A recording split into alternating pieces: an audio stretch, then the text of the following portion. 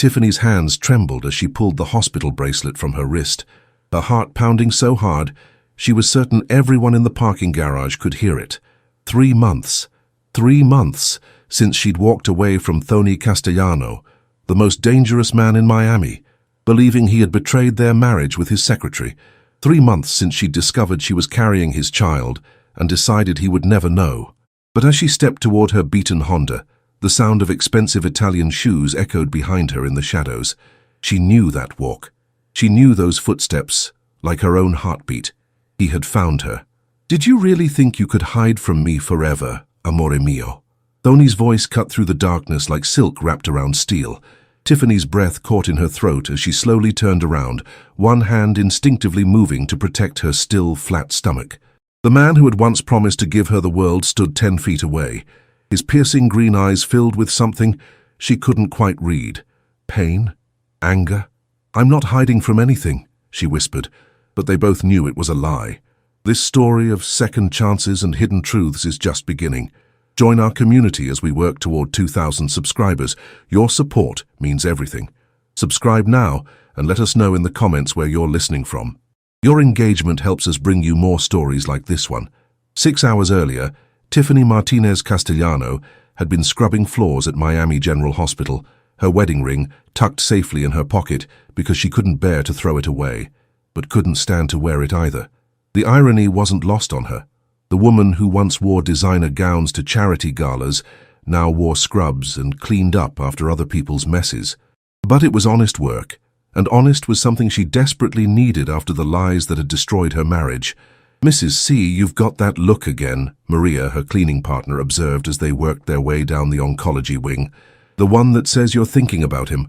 Tiffany didn't bother denying it. Maria was 65, had been married 4 times, and could read people's hearts like scripture. "Some days I wonder if I made a mistake," she admitted, wringing out her mop with more force than necessary. "Honey, when a man's secretary answers his phone at 2 a.m. wearing nothing but confidence, there ain't much wondering to do." The memory still burned. Walking into Tony's office after flying back early from visiting her sick mother, only to find Rebecca Chen perched on his desk in a silk robe, answering his private line like she owned the place. Tony's shirt had been unbuttoned, his hair disheveled, and Rebecca had smiled at Tiffany like a cat who'd caught the canary. "I filed for divorce the next morning," Tiffany said quietly. "Didn't even give him a chance to explain. Some things don't need explaining, baby girl." But as they approached room 314, Tiffany's world tilted off its axis.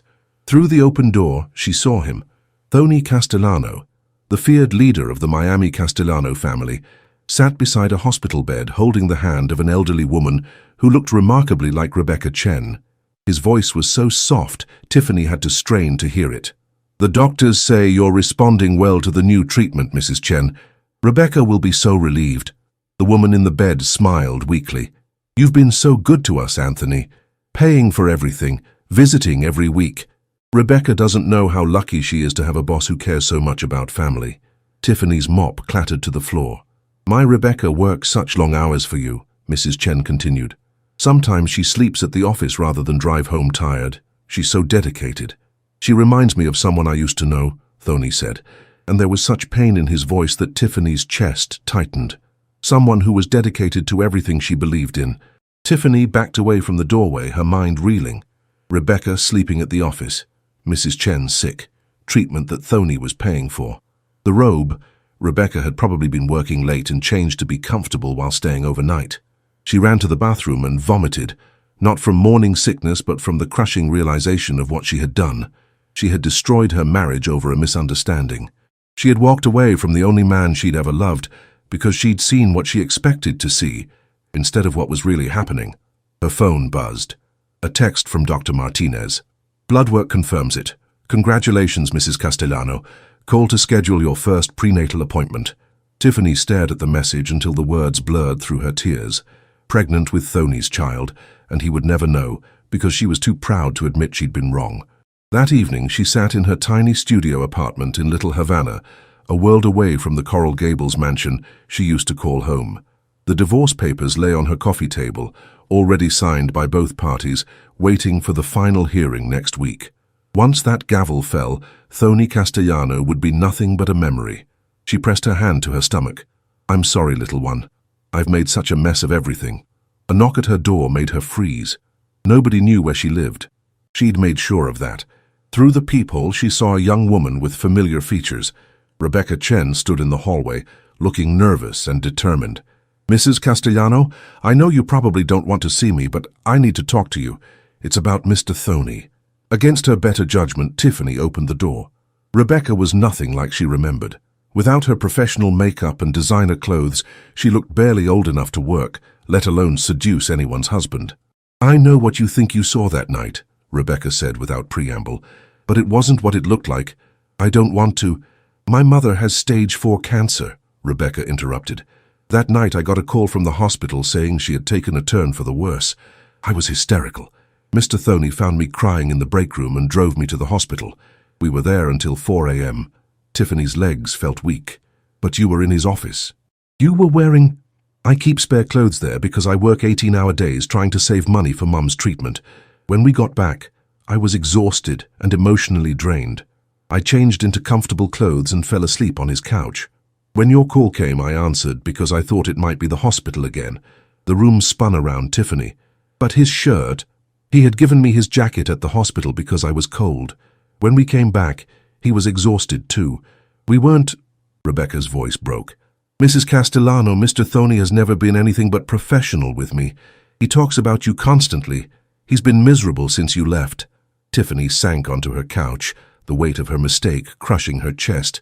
Why are you telling me this? She whispered. Rebecca sat across from her.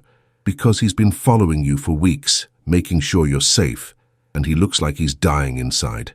Because when I told him I was quitting to take care of Mom, he arranged for the best oncologist in Miami to treat her for free. Because he's a good man who loves his wife, and I can't stand watching both of you suffer for something that never happened. As if summoned by their conversation, the sound of a powerful engine rumbled outside. Through her window, Tiffany saw Thoney's black Maserati parked across the street, just like Rebecca said. He was watching over her, even now. He doesn't know I'm here, Rebecca added. But Mrs. Castellano, if you still love him, don't let pride destroy what you have. Some people spend their whole lives looking for what you two had together.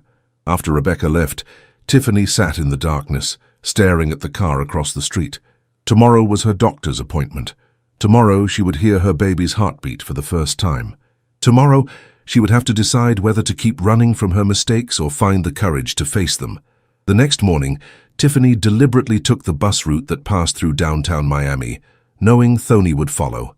In her rearview mirror, metaphorically speaking, she could feel his presence like a physical weight. The black Maserati stayed exactly 3 cars behind, never closer, never farther. At Miami General Hospital, she sat in Dr. Martinez's waiting room, her hands twisted in her lap.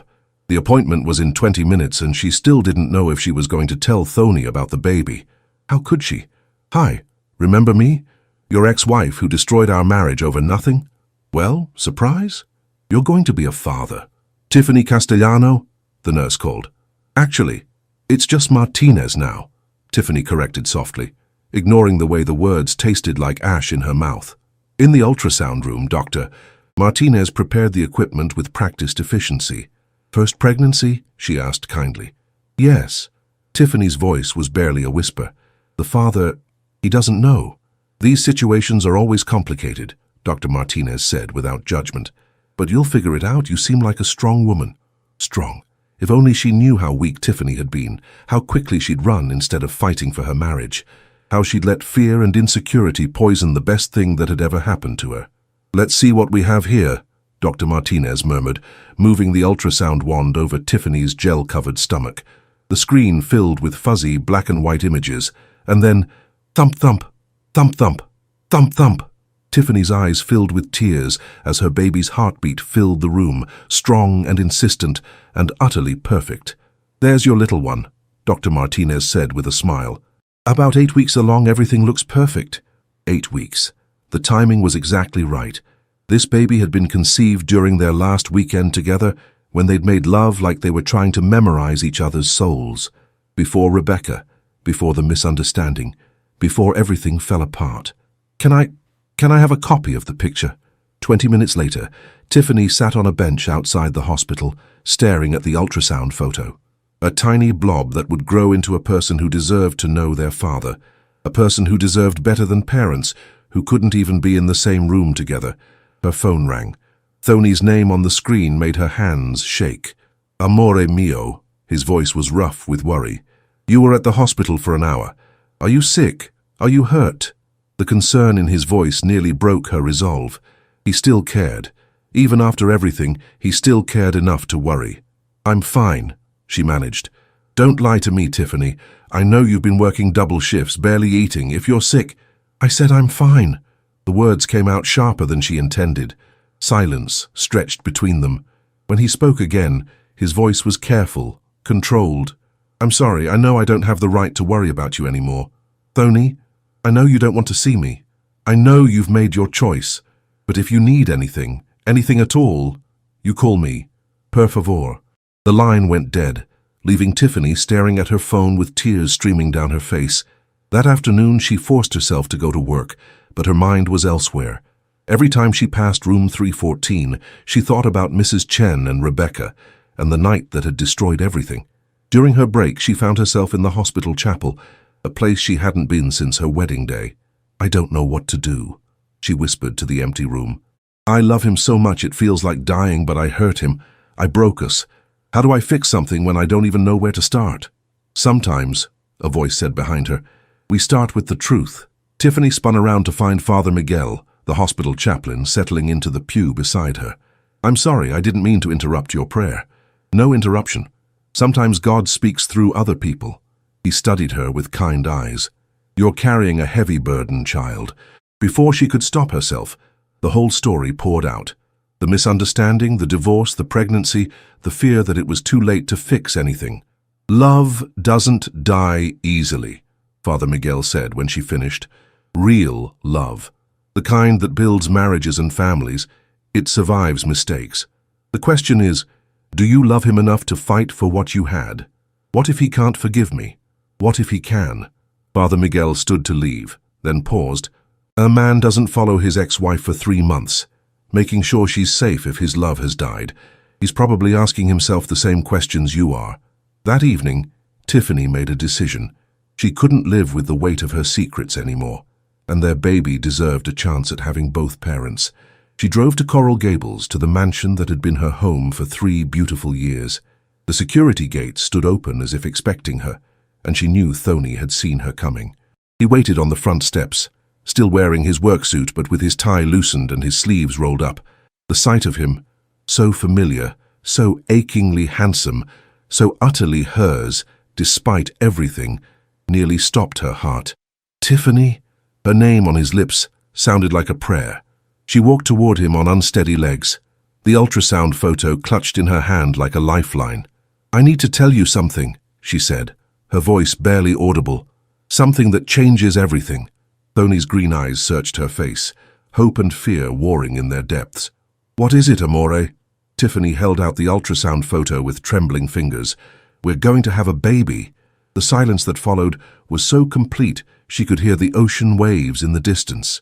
Thony stared at the photo, his face cycling through shock, wonder, and something that looked like pure joy, before settling into careful neutrality. How long have you known? He asked quietly. 2 days. And the father? The question hit her like a physical blow. How can you ask me that? Thony's jaw tightened. Because you left me, Tiffany. You filed for divorce without a word of explanation. You disappeared from my life like I meant nothing to you. So forgive me if I need clarification. The pain in his voice was almost unbearable. She had done this. She had put that doubt in his mind, that careful distance in his posture. You're the father, she whispered. Oh, you're the only man I've ever... She couldn't finish the sentence because tears were choking her, but Thony's careful mask cracked just enough for her to see the relief underneath. Why now? He asked. Why tell me now? Tiffany took a shaky breath. Because I know about Rebecca's mother. I know what really happened that night. I know I destroyed our marriage over nothing, and I can't live with that anymore. The words hung in the air between them like a bridge. Neither was sure they could cross. Thony's expression shifted from guarded hope to something raw and vulnerable. You know about Mrs. Chen. His voice was barely above a whisper. Tiffany nodded, tears streaming down her face. Rebecca came to see me yesterday. She told me everything. About her mother's cancer, about you paying for treatment, about how you were just being kind to an employee whose world was falling apart. Thony ran his hands through his dark hair, a gesture she remembered from their early dating days when he was nervous. Why didn't you ask me, amore? Why didn't you give me a chance to explain? Because I was scared, Tiffany admitted, the words tearing from her throat. My father left my mother for his secretary when I was 12. When I saw Rebecca in your office wearing that robe, looking so comfortable, all I could think about was my mother crying herself to sleep every night for months. Understanding dawned in Thony's eyes. You never told me about your father. I never told anyone. But that night, standing in your office, I felt like that scared little girl again. So I ran. I ran before you could leave me first. Thony stepped closer, his hand reaching toward her face, before stopping mid-air, as if he wasn't sure he had the right to touch her anymore. I would never have left you, Mai. Never. I know that now. But Thony, I filed for divorce. I signed papers declaring our marriage dead. How do we come back from that? Instead of answering, Thony pulled his phone from his pocket and dialed a number. Vincent, cancel tomorrow's hearing. All of it. And Vincent, tear up those papers, burn them. I don't care what it costs. He hung up and looked at Tiffany with an intensity that stole her breath. There. No divorce, no papers, no ending to our story, unless we both choose it. But the damage can be healed, he interrupted, finally closing the distance between them. His hands cupped her face with infinite gentleness. We made mistakes, both of us. I should have told you about Rebecca's mother. I should have been more open about why I was working such long hours, why I was so distracted. You were helping someone who needed it. That's who you are. And you were protecting yourself from being hurt. That's not weakness, Tesoro. That's survival. Tiffany leaned into his touch, feeling like she could breathe properly for the first time in months. What about the baby? Are you happy? Thony's smile was radiant. Happy, Tiffany? I've dreamed of having a family with you since the day I married you. Our child, he placed his hand gently over her still flat stomach. Our child is going to be the most loved baby in the world. Even though I kept it from you, even though you were scared and trying to figure things out on your own. But amore, promise me something. What? Promise me that from now on, when you're scared or confused or angry, you come to me. We face everything together, no more running. I promise, she whispered. But Thony, I need you to promise me something too. Anything. Promise me you'll tell me when people need help. When employees have family emergencies. When you're paying for someone's medical bills. When you're being the incredibly generous man I married. I want to help. I want to be part of the good you do in this world. Thony's eyes filled with tears. You want to come back? To this life? To being married to someone like me? Tiffany stood on her tiptoes and kissed him, soft and sweet and full of promise. I never wanted to leave.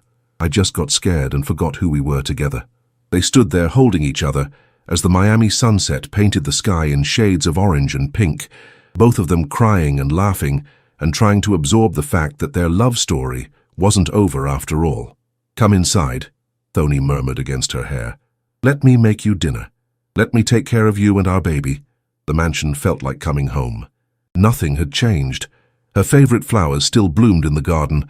Her books were still on the shelves in their bedroom. Her coffee cup still sat in the cabinet like he'd been waiting for her to come back and use it. You kept everything, she realized. I kept everything because I was hoping, Thony admitted. Every day I was hoping you'd come home.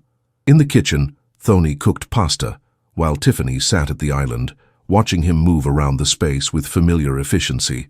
It was so normal, so domestic, so perfectly them that she almost couldn't believe the past 3 months had happened. Rebecca quit, Thony said, stirring the sauce. Her mother is in remission now, and Rebecca wants to spend more time with her. I gave her a generous severance package. You don't have to justify. I'm not justifying, I'm being transparent.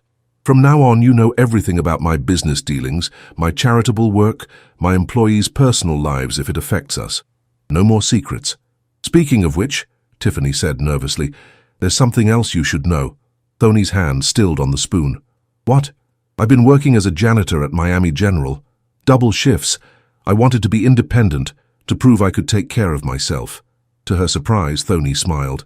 I know. I've been watching you work for weeks, Amore. You have no idea how proud I am of you. Proud? I'm scrubbing floors. Your honest work when your world fell apart. You didn't ask anyone for help. Didn't take the easy way out. You took care of yourself with grace and dignity. He came around the island and kissed her forehead. You're the strongest woman I know. As they ate dinner together for the first time in months, they talked about everything. The baby, their fears, their hopes, the changes they both wanted to make. They talked about converting the spare room into a nursery, about taking parenting classes together, about raising their child to be kind and strong and honest. I want to keep working, Tiffany said. Maybe not as a janitor forever, but I want to contribute. I want to have my own purpose. Whatever makes you happy, Thony agreed. Maybe you could help with the charitable foundation. God knows we could use someone with your heart and your work ethic. Later, lying in their bed together for the first time since the separation, Tiffany curled against Thony's chest and listened to his heartbeat, strong and steady and utterly familiar. Are we going to be okay? She whispered into the darkness. We're going to be better than okay, Thony replied, his arms tightening around her. We're going to be everything we were meant to be. 3 weeks later, Tiffany woke up to the sound of Thony talking quietly on the phone in his study. At 12 weeks pregnant now, her morning sickness had finally subsided, but worry had taken its place. Being back together was wonderful, but they were still finding their rhythm, still learning to trust again. No, Vincent. I don't care what Lorenzo wants. The answer is no. Something in Thony's tone made her pause outside his study door. She'd never heard him sound quite so dangerous. He threatened my wife once. That was a mistake he won't get the chance to repeat. Tiffany's blood ran cold. Someone had threatened her. I don't care if it starts a war. Nobody touches what's mine. She pushed open the door without knocking. Thony looked up from his desk, his face immediately shifting from cold fury to gentle concern. I'll call you back, he said into the phone, then hung up and stood. Good morning, Amore, how are you feeling? Who threatened me, and when? She crossed her arms, trying to look stern despite being in pajamas. Thony sighed, recognizing the stubborn set of her jaw. It's nothing you need to worry about. We agreed on transparency, remember? No more secrets. For a moment, he looked like he wanted to argue. Then his shoulders dropped in defeat. Lorenzo Reyes. He's been trying to muscle in on our territory for months. Yesterday, one of his men followed you to the grocery store and made some inappropriate comments about your safety. Tiffany felt her knees wobble. What kind of comments? Thony's jaw tightened. The kind that made it clear he knows you're pregnant and that you're my weakness. But Tiffany, I want you to understand something. He stood and walked toward her, his green eyes blazing with protective fury. No one will ever hurt you or our baby. I would burn Miami to the ground before I let that happen. That's what I'm afraid of, Tiffany said softly. Thony, I can't lose you to violence. Our baby can't lose their father to a war. Then what do you want me to do? Ignore the threat. I want you to be smart about it, strategic, not emotional. Thony studied her face for a long moment. What are you thinking? Tiffany had been thinking about this for weeks, ever since Rebecca had told her about Thony's charitable work. What if instead of meeting violence with violence, we outmaneuvered him? What if we made him irrelevant? How? Lorenzo's power comes from controlling the docks and skimming from the import businesses, right? But what if those businesses didn't need him anymore? What if they had legitimate protection, legitimate loans, legitimate opportunities? Understanding dawned in Thony's eyes. You want to go legitimate. I want to give you an exit strategy. You've always said this life isn't forever. What if our baby was the reason to change? Thony was quiet for so long that Tiffany wondered if she'd overstepped, but finally, he smiled, a real smile that reached his eyes. You want to help me become the man our child can be proud of. You already are that man. You just need to step into it officially. That afternoon, Thony called a meeting with his most trusted advisors. Tiffany sat beside him as he outlined his plan to transition their operations into legitimate businesses: construction, import, export, real estate development. It wouldn't happen overnight, but within 5 years, the Castellano name could be associated with business success rather than street control. What about Lorenzo? Vincent asked. We offer him a partnership in the legitimate businesses. Give him a way to transition too. If he refuses, Thony shrugged. Then we outcompete him in the marketplace instead of the streets. After the meeting, Tiffany found herself alone with Vincent, who'd been Thony's right hand for over a decade. "He's different since you came back," Vincent observed. "Calmer, more focused. Marriage changes people." "No, this is more than that. Before, Thony was brilliant but reckless. He made decisions based on emotion, on pride. Now he's thinking 10 steps ahead, considering consequences. You've made him better." That evening, as they prepared for bed, Thony pulled Tiffany into his arms. "Are you sure about this, about helping me change everything? It won't be easy. Nothing worthwhile ever is. But Thony, I want our child to grow up knowing their father is someone who builds things, not someone who destroys them. And if it doesn't work? If Lorenzo forces a confrontation anyway?" Tiffany looked up at him. This man she loved more than her own life. "Then we'll face it together. But I have faith in you. You're not just the most dangerous man in Miami. You're also the smartest." Thony kissed her forehead. "I love you, Tiffany Castellano. I love you too. All of you. Even the parts that scare me." 2 months later, the plan was working better than anyone had expected. 3 of Lorenzo's key businesses had switched to Castellano protection services, drawn by competitive rates and transparent practices. Lorenzo was furious, but couldn't argue with the bottom line. Thony was simply offering a better product. Tiffany, now obviously pregnant at 16 weeks, had taken over the charitable foundation and was transforming it into a major force for community development. Her background in social work, which she'd set aside when they married, proved invaluable in identifying real needs and sustainable solutions. "Mrs. Castellano," one of the community leaders said after a particularly successful meeting, "you've done more for Little Havana in 2 months than the city has done in 2 years. It's amazing what you can accomplish when you actually listen to people," Tiffany replied. That night she found Thony in the nursery they'd been putting together, assembling a crib with the focused intensity he usually reserved for business deals. "Need help?" she asked. "I've got it. How was your day?" "Good. We're breaking ground on the new community center next month, and Thony, I think I'm ready to tell people about the baby."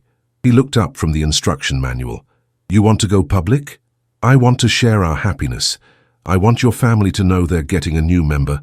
I want to stop hiding the best thing that's ever happened to us." Thony stood and walked over to her, placing his hands on her growing belly.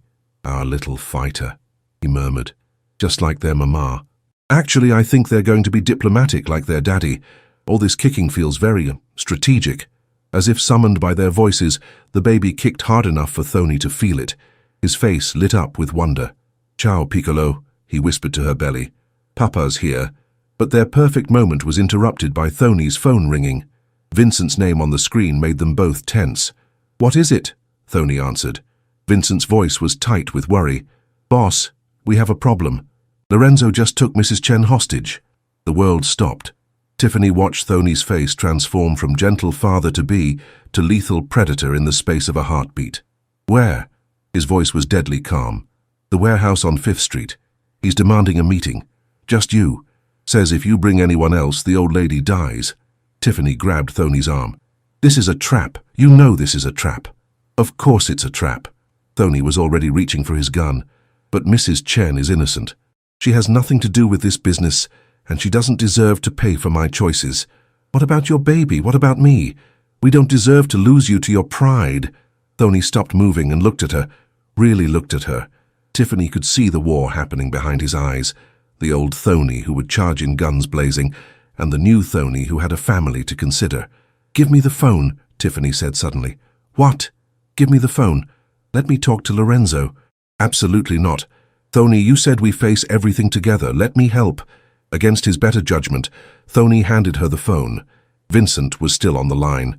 "Vincent, patch me through to Lorenzo, now." A moment later, a rough voice filled the room. Well, the Mafia princess herself. "Lorenzo," Tiffany said, her voice steady despite her racing heart. "What do you want?" "I want your husband to remember that he's not untouchable. That people he cares about can disappear just as easily as businesses can change hands. And you think threatening an innocent woman with cancer is going to accomplish that? I think showing him consequences will." Tiffany looked at Thony, an idea forming. "What if I told you there was a better way to get what you want?" "I'm listening." "You want respect. You want to be seen as Thony's equal. Taking a hostage makes you look desperate, not powerful. But beating him in legitimate business? That would make you a legend. There was silence on the other end of the line. I'm proposing a challenge, Tiffany continued. 6 months. You and Thony compete for the same contracts, the same territory, but everything above board. Whoever comes out ahead gets recognition as the dominant force in Miami. No violence, no threats, just pure business acumen. And if I win? If you win, Thony publicly acknowledges your supremacy and steps back from active leadership. Thony's eyes went wide, but Tiffany held up a hand to stop his protest. And if he wins? Lorenzo asked. If he wins, you work for him. Legitimately. As a business partner, not a rival. Why would I agree to that? Because right now you're a street thug holding an old lady hostage.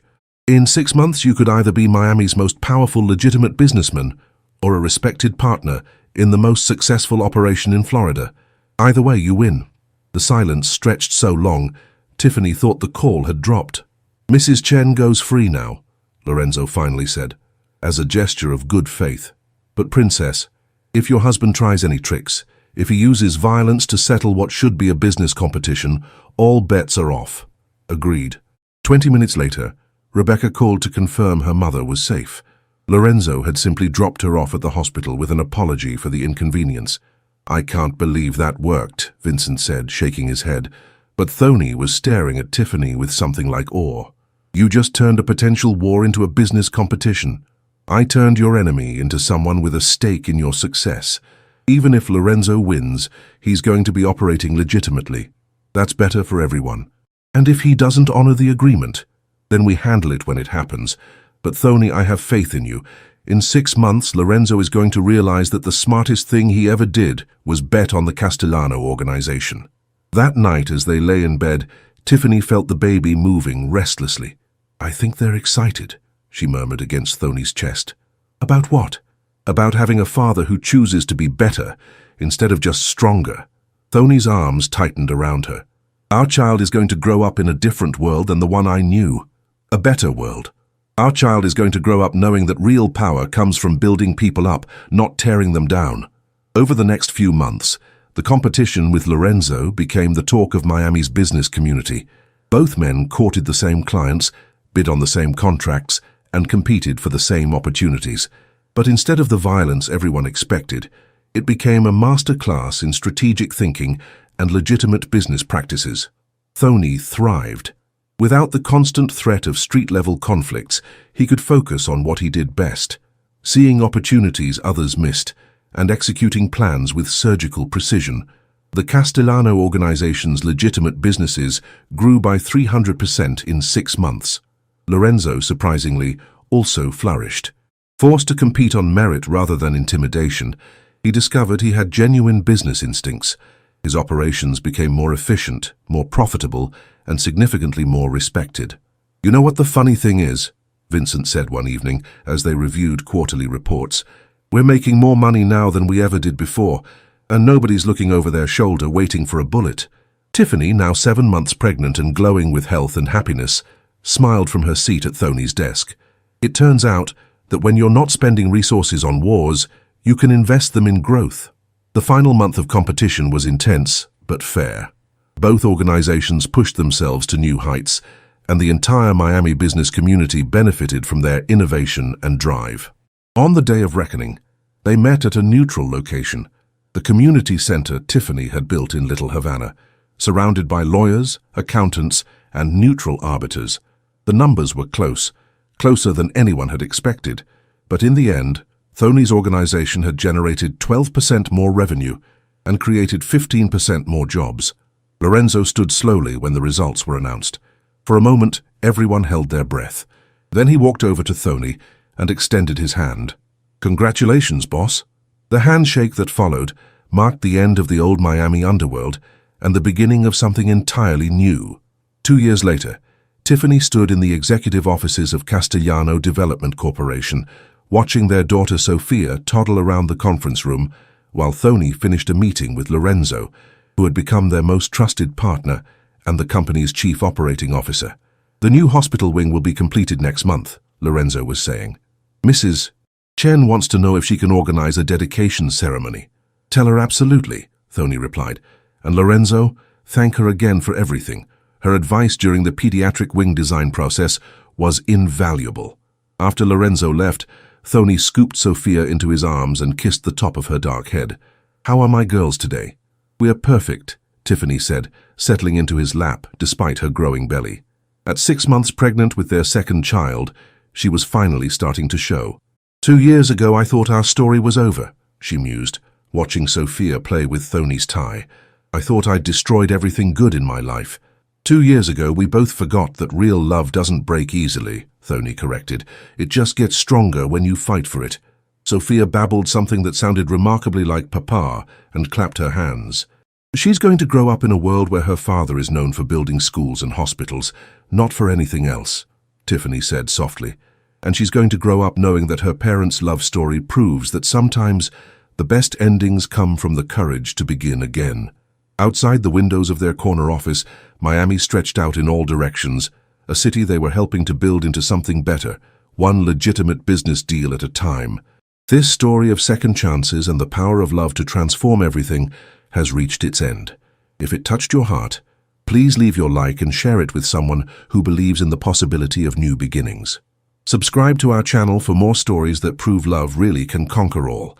Until the next story, remember, it's never too late to choose love over fear.